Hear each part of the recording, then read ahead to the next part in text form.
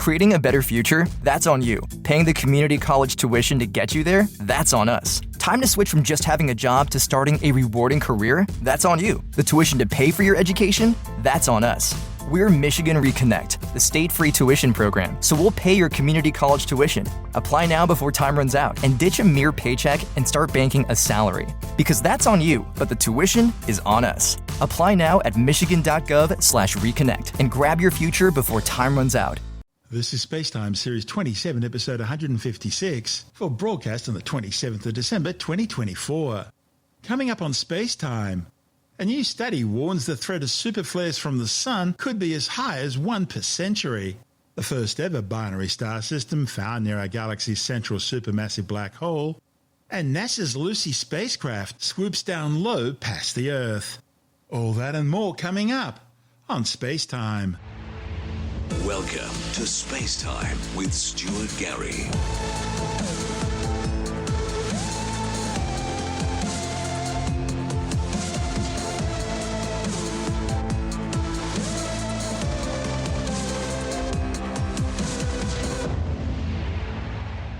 New observations suggest that our Sun may be far more violent than previously thought and may be capable of erupting massive superflares able to engulf the Earth.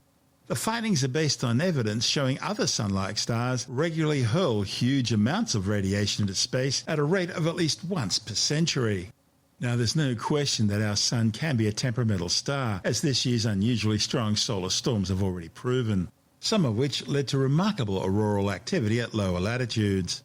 But can our local star become even more furious? Evidence of the most violent solar tantrums can be found in prehistoric tree trunk rings and in samples of millennia-old glacial ice. However, from these indirect sources, the exact frequency of superflares can't be determined. And direct measurements of the amount of radiation reaching the Earth from the Sun has only been available since the beginning of the space age. Modern space telescopes observe thousands upon thousands of stars and record their brightness fluctuations in visible light. Superflares, which release amounts of energy of more than an octillion joules, all within a short space of time, show themselves in the observational data as short, pronounced peaks in brightness.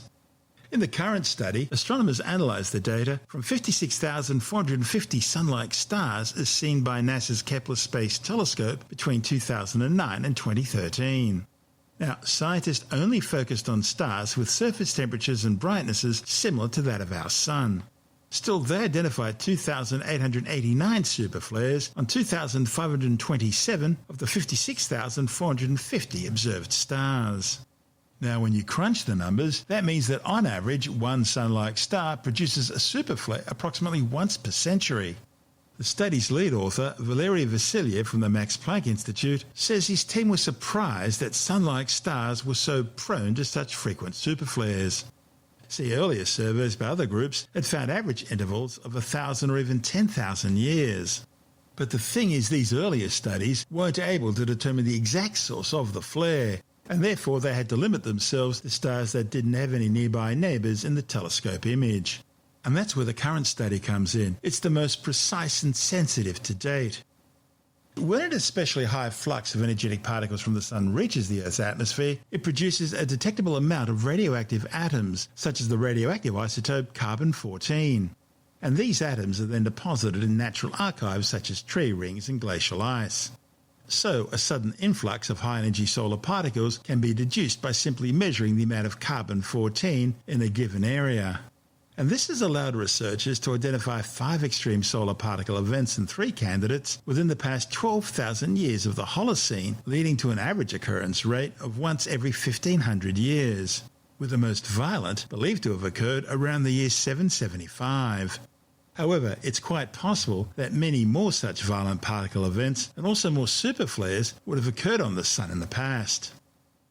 It's unclear whether gigantic solar flares are always accompanied by coronal mass ejections, nor is it clear what the relationship between superflares and extreme solar particle events is.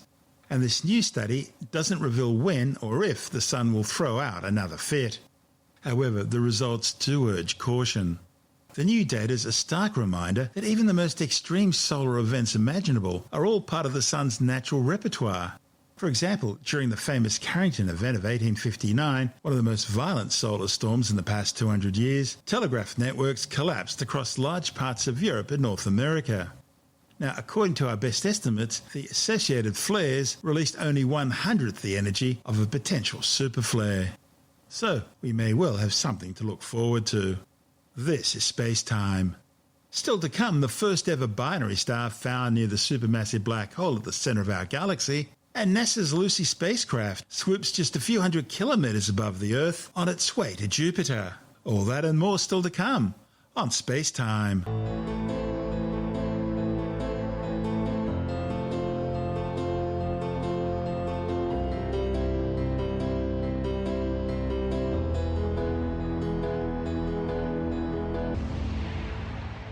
Astronomers have for the first time ever detected a binary star system orbiting close to Sagittarius A star, the supermassive black hole at the centre of our galaxy.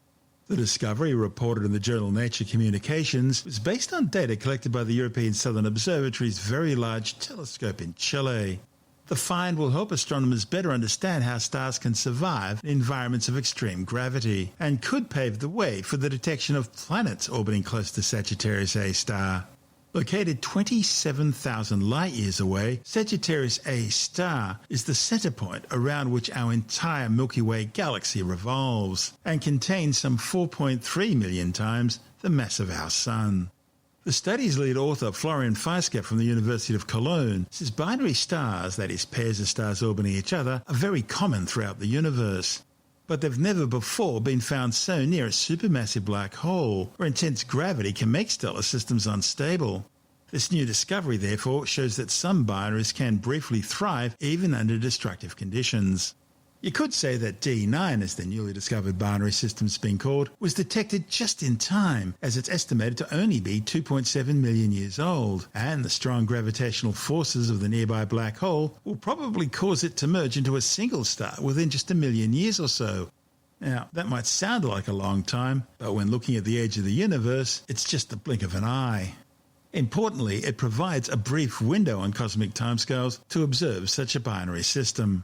Now, for many years, scientists also thought that the extreme environments near a supermassive black hole would have prevented new stars from forming there. But several young stars found in close proximity to Sagittarius A star have now disproved this assumption. And the discovery of a young binary star system shows that even stellar pairs have the potential to form in these harsh conditions. The D9 system shows clear signs of the presence of gas and dust around the stars. That suggests that it could be a very young stellar system. The newly discovered binary was found in a dense cluster of stars and other objects orbiting Sagittarius A star, known as the S cluster. Most enigmatic in the cluster are the G objects, which behave like stars but look more like clouds of gas and dust. It was during their observations of these mysterious objects that the team found a surprising pattern in D9. The data obtained with the VLT's ARIS instrument, combined with archival data from the SYNFONY instrument, revealed recurring variations in the velocity of the star, indicating that D9 was actually two stars orbiting each other. The results are shedding new light on what the mysterious G objects could be. The authors propose that they might actually be a combination of binary stars that have not yet merged and the leftover material from already merged stars. But the precise nature of many of the objects orbiting Sagittarius A star, as well as exactly how they could have formed so close to a supermassive black hole, remains a mystery. This is Spacetime. Still to come, NASA's Lucy spacecraft swoops close to the Earth, and later in the science report, more evidence that drinking a small to moderate amount of wine could help ward off heart disease. All that and more still to come on Spacetime.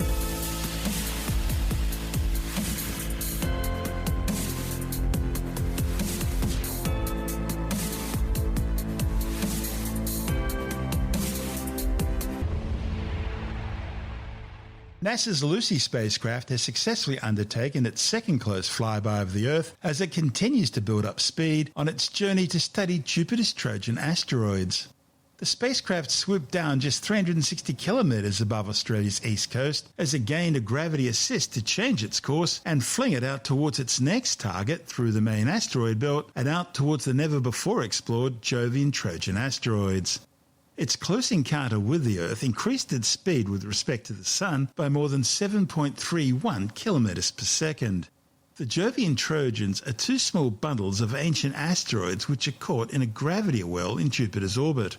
The first group of Trojans travels 60 degrees ahead of Jupiter in its orbit around the Sun, while the second group travels 60 degrees behind the gas giant. These are known as the Lagrangian L4 and L5 positions. Areas where the gravitational tug-of-war of primary and secondary objects allows a body to remain in that position for an extended period of time. The second Earth gravity assist occurred 3 years into Lucy's 12-year voyage. The first gravity assist was back in October 2022, just a year after its launch. That boosted the spacecraft from an initial 1-year orbit around the Sun to its present 2-year orbit, allowing it to reach the inner limits of the main asteroid belt. And this enabled Lucy's first asteroid encounter with the small asteroid Dinkinesh and its tiny satellite moon Salim. This month's latest gravity assist boosted the spacecraft into a 6-year orbit, one that will carry Lucy through the main asteroid belt, where it will fly past the asteroid Donald Johanson on April the 20th, 2025, and then into the Trojan asteroid swarm that leads Jupiter in its orbit for the first Trojan asteroid encounter in 2027. This report from NASA TV. NASA's Lucy mission is heading to the Jupiter Trojans, two swarms of asteroids trapped in Jupiter's orbit. When it arrives, it will provide the first close-up look at these primitive objects, thought to be fossils from the dawn of the solar system. But to get there, Lucy needs a little help from the Earth.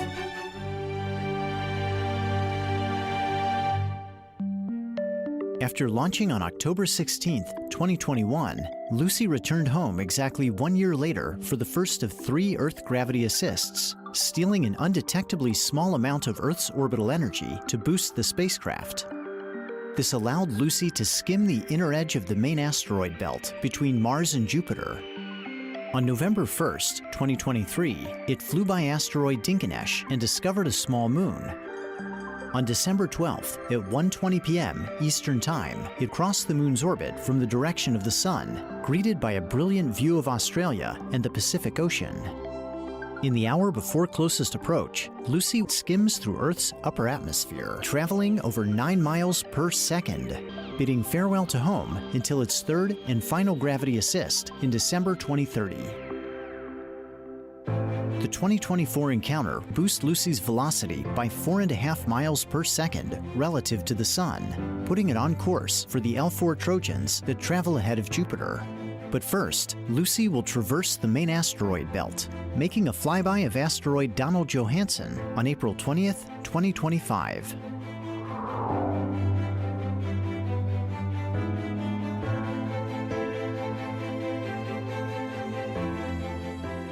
This is Spacetime.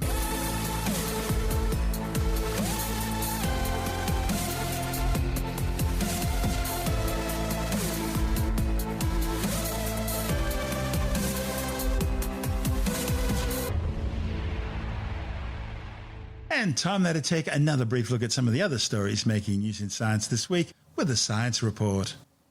A new study has shown that in 2023, sea ice levels in the oceans surrounding Antarctica reached new record lows, falling by as much as 80% in some areas. The findings, reported in the journal Nature, suggest that these low levels of sea ice change the interactions between the oceans and the atmosphere, increasing the frequency of storms. The authors say repeated low ice cover in subsequent winters will strengthen these impacts and are likely to lead to profound changes in faraway places, including the tropics and the Northern Hemisphere. A new study warns that men with enlarged breast tissue that's not caused by excess weight could be at a heightened risk of dying before the age of 75. The study by Danish researchers was reported in the British Medical Journal. The condition, known as gynecosmestia, is often caused by a hormone imbalance. The authors found a 37% increase in the risk of death in people who have enlarged breast tissue compared to those who don't. Well, of course, it's Christmas and the holidays and New Year coming up, so it's time for another study on alcohol consumption. Now, earlier this year we reported a study which specifically stated that no amount of alcohol is healthy for you. And the more alcohol you drink, the more it's likely to shorten your lifespan. But now comes a new report from the European Heart Journal. It claims to have found evidence that drinking a small or moderate amount of wine could actually help ward off heart disease in people with otherwise healthy diets. As part of a Spanish study looking at the Mediterranean diet in people at a high risk of developing heart disease, researchers asked 1,232 participants how much wine they drank, and they then tested the participants' urine for a more objective measurement. Following up over 4 to 5 years, researchers said that those who drank half to 1 glass of wine a day were 50% less likely to have a heart problem compared to those who rarely or never drank wine. However, this reduced risk disappeared for those who drank more than a glass of wine a day. The authors say that while this study was quite specific, looking at Mediterranean people eating Mediterranean diets, it does add to evidence of the potential health benefits of a glass of wine when drunk in moderation. There are now headlines being broadcast that believing in the Loch Ness Monster will make you far less stressed than believing in God. But as Tim Mendham from Australian Skeptics explains, it's just another classic case of the media misunderstanding the science and getting everything the wrong way round. This is a classic case of a headline misunderstanding totally the science. There was a study that was done by Manchester Metropolitan University looking at comparing stress with beliefs. And what they found out using a particular test, which is, wait for it, called the RASH Purified Revised Paranormal Belief Scale. And this is a revised version or a purified version of a previous one, which they thought wasn't very good. But what they found out was that people with stress tended to believe in God and religion, as opposed to people with less stress believe in New Age theories and the paranormal, ghosts and that sort of stuff. The suggestion is that because God and religion and that sort of stuff is something we don't have control over, that it often has a major impact on our lives, that people get worried about it. They lack personal control, which is understandable in a way. If something's going to drop on your head, you've got no control over it, but you're worried about it, but your stress levels are going to go up. It's the randomness of life, if you like, that sort of upsets people very much. The Loch Ness Monster or Bigfoot do the same thing? Well, no, this is the weird thing. There's this news report that came out saying that believing in the Loch Ness Monster will make you far less stressed than believing in God. Well, that's not the way it works. They totally misunderstand correlation and causation, because basically they're saying, almost suggesting that go ahead and believe in the Loch Ness Monster and it'll make you feel good. No. The suggestion is that if you have less stress, you might be more inclined to believe in the Loch Ness Monster. You've got more time on your hands to think of other things, haven't you? Well, yes, perhaps so. People get things back to front, the causation and the correlation, but they mix them up. I saw a story once that kids who smoke this is a true social studies story. Kids who smoke will muck up in school. No, actually, it's not the smoking that causes it, it's the other way. Kids who muck up in school tend to have smoking. People get around the wrong way, and they actually end up making policy on the basis of seeing things back to front. So you could say, I'll encourage more people to see the Loch Ness Monster, then they'll feel good. But no, they see the Loch Ness Monster because they feel good. The real issue is that people who are stressed tend to have more belief in God and religion because they worry about randomness. And that tends towards this random impact philosophy, whereas Loch Ness and things doesn't particularly hurt anybody, so people with less stress are very happy to accept that. They apparently spoke with about 3,000 people, I think it was. So it's a decent size study. Decent sample size, yeah. Yeah. That's Tim Mendham from Australian Skeptics.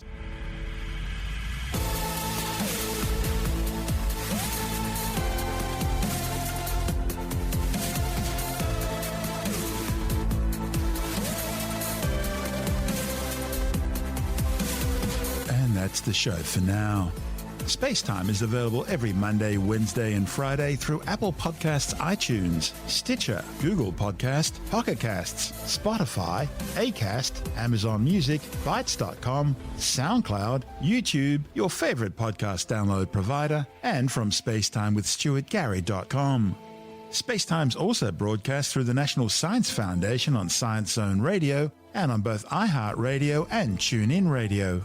And you can help to support our show by visiting the Spacetime store for a range of promotional merchandising goodies. Or by becoming a Spacetime patron, which gives you access to triple-episode commercial-free versions of the show, as well as lots of bonus audio content which doesn't go to air, access to our exclusive Facebook group, and other rewards. Just go to spacetimewithstuartgary.com for full details. You've been listening to Spacetime with Stuart Gary. This has been another quality podcast production from Bytes.com.